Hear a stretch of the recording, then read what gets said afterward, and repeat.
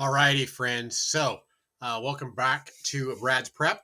When we last left off, I was right here. I had just hurt my darn shoulder again. I strained that infraspinatus muscle again, right? Um, didn't think it was as bad, but it's probably worse than the first time I strained it. So, in addition to that, my QL was super sore. In fact, the pain had moved into my hip bone, so I thought it was sciatica.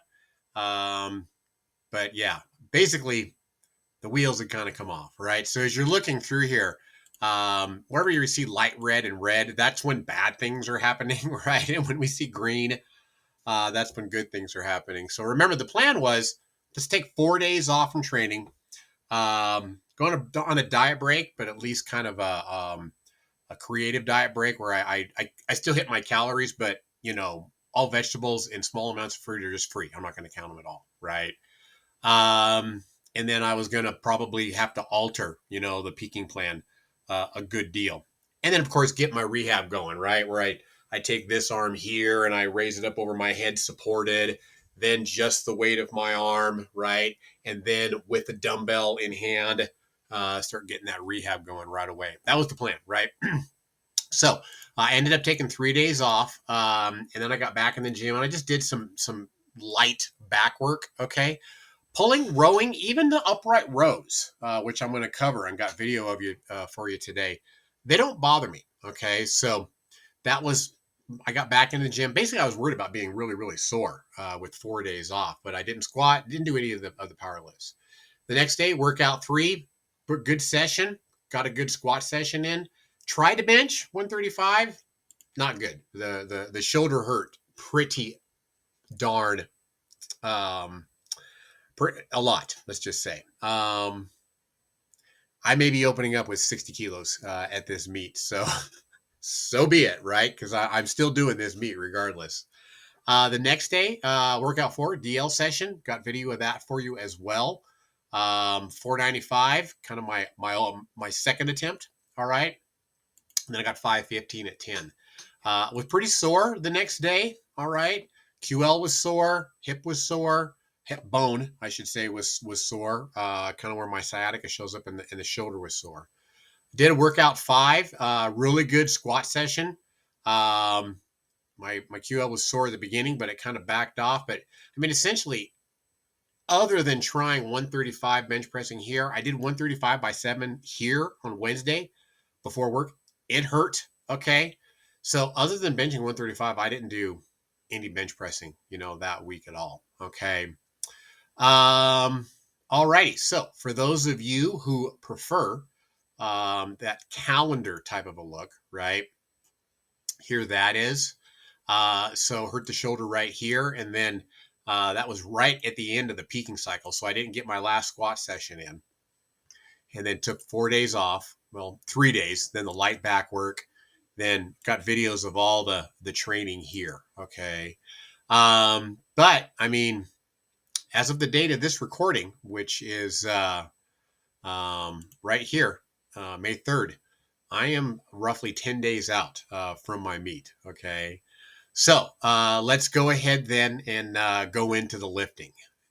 And specifically, let's go into the training. All righty, so let me shrink myself down here. So first of all, a lot of this work here, it's all out of order. I was kind of just picking things off as they came to me, and as my body was feeling like it could do it. But basically, came back and hit this workout right here, this squat workout 3. Okay, got video of that here for you. 370 pounds. That was arguably, usually it was about like an RPE 8. I could have done it for 3. Okay. Again, really focusing on my, my setup and my walkout and basically everything prior to, doing the lift. I do it the same way every single time. Every single time I do it the same way. Just, getting ready for competition, right? So as you can see, that went pretty darn well. All right. Chalked it up. And I know back downs. We're losing the back downs now. as we're getting into the taper. Okay. Now this video here, I'm going to show you the dumbbell upright rows. Again, that does not hurt my shoulder at all. That's pretty much exclusively my delt and medial delt work. Okay. Now this video here, this is not from this particular week. This is video from when I first strained my infraspinatus insertion. Okay. This was like 4 days after I did that first strain back in February. Okay. And again, the dumbbell upright row, it does not hurt my insertion at all. Laterals hurt. Pressing overhead, just raising my arm overhead. It hurts. Okay. It hurts now. Not as bad as when I first did it, but nonetheless, it hurts. And so, the dumbbell upright row, for whatever reason, especially the way that I do it, like I've outlined in previous videos, it doesn't hurt at all. Okay. So thank goodness for that. At least I can get some work done in some way, shape, or form. All right. So now went ahead and came back the next day and did workout 4, this deadlift workout right here. So I don't have it recorded here, but first of all, worked up to 495 for a single on my deadlift. Again, setup is the same way every single time. Okay. And my QL here was slightly sore. It was not enough to really hamper the performance of my deadlift at all. Mostly it was when I unload it. When I unload it and kind of in between sets is when it's pretty darn sore. But, arguably this was an RPE of, I called it an 8. I thought that there was 2 for sure. But looking at this video now, it may have been an 8.5. 1 for sure. 2, not too sure about. Okay. But at the time, it felt pretty darn good. I called it an 8. And then I basically went to what is my planned last attempt. I always plan 2 attempts for the third attempt. I attempt kind of a plan A and a plan B. If the second attempt was smoked, then I go for the heavier attempt, which is plan A. Okay. If the second attempt was not smoked, let's say it was a little bit tough, I always go for plan B. This is my plan B load for my third attempt. This is 515 pounds.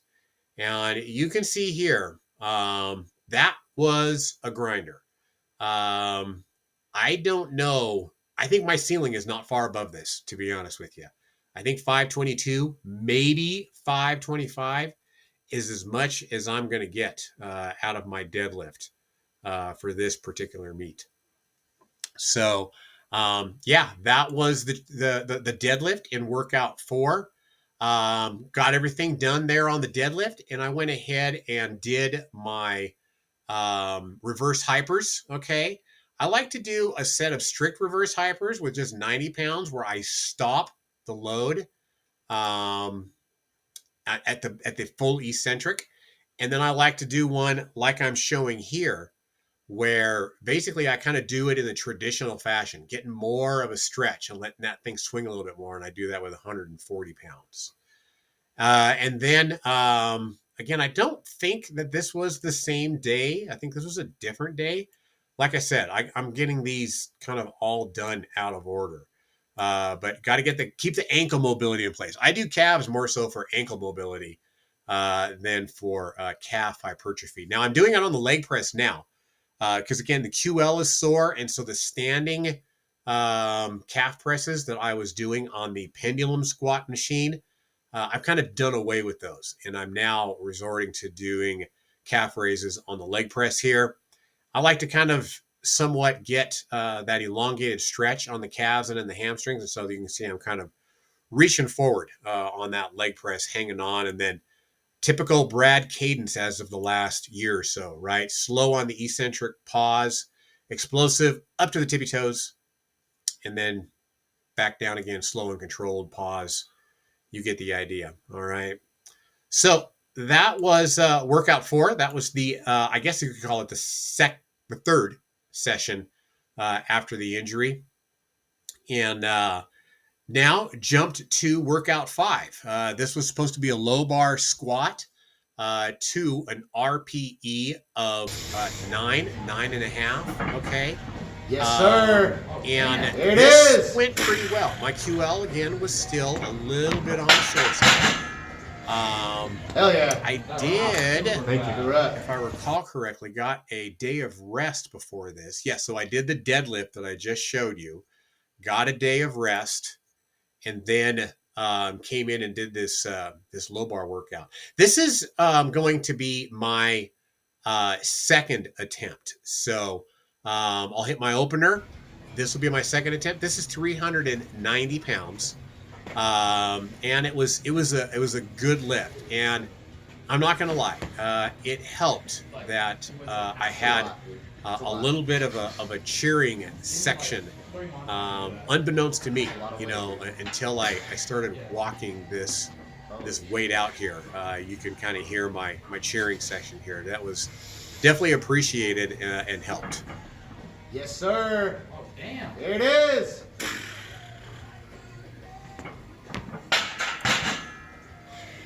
Hell yeah. Okay, so I did get one back down set with 340 pounds, but I did not do, I had a second back down that was scheduled, but instead I went ahead and did this belt squat instead.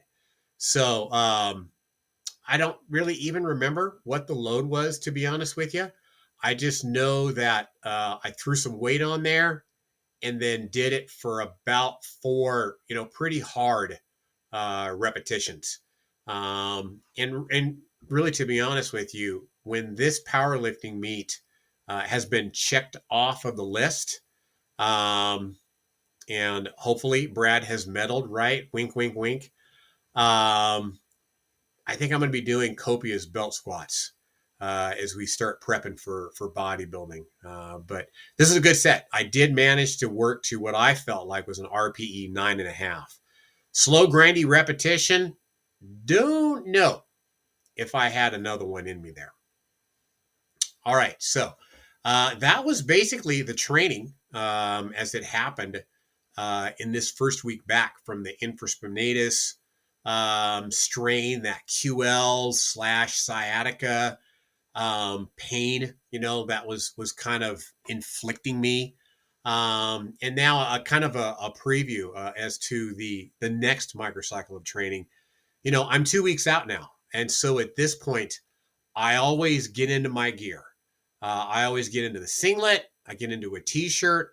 I squat in my sleeves, chalk, practice the setup, the shoes I'm going to be using, the whole 9 yards. I get into my gear, and every session after this, I get into my gear as I'm getting ready for the meet. And arguably right now, I've only got about a handful of workouts, 4 left. So yeah, a little preview as to the next microcycle, deadlift here in the singlet. This again is going to be my second attempt, 500 pounds on this one. So until next week, gang, enjoy. Keep praying for Brad that he heals up. I would appreciate it. And we'll talk at you later. Bye-bye now.